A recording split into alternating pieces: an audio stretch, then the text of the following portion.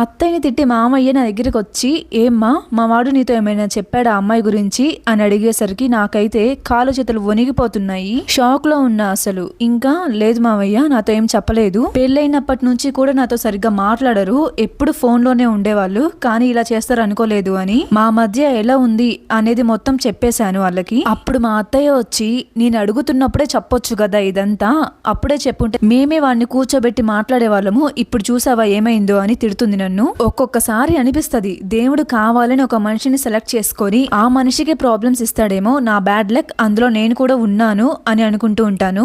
అయితే నాది కూడా తప్పు ఉందిలేండి, మా వారు మారుతారు, నన్ను అర్థం చేసుకుంటారు అని నేను కూడా ఎవరికి చెప్పలేదు. ఆ టైంలో నాకు ఎలా రియాక్ట్ అవ్వాలో కూడా తెలియలా. ఇప్పుడు మా వారు వేరే అమ్మాయిని పెళ్లి చేసుకున్నారని నేను మా పుట్టింటికి వెళ్ళిపోవాలా, లేదా పుట్టింట్లో మా పరిస్థితి బాగాలేకపోయినా అప్పులు చేసి నా పెళ్లి చేసినందుకు ఇక్కడే ఉండాలా? ఏం అర్థం కాలేదు. ఒక మాటలో చెప్పాలంటే ఆ టైంలో డిప్రెషన్లోకి వెళ్ళిపోయాను. ఏడుపు రావట్లేదు. మా అత్తయ్య మామయ్య గొడవ పడుతుంటే అలానే చూస్తూ ఉన్న వాళ్ళ వైపు. ఎందుకంటే నాకు ఒక్కసారిగా నేను చిన్నప్పటి రోజులకు వెళ్ళిపోయినట్లు అనిపించింది. మా అమ్మకి జరిగింది ఇప్పుడు కూడా మళ్ళీ మా అమ్మకి రిపీట్ అవుతుందేమో అనిపించింది.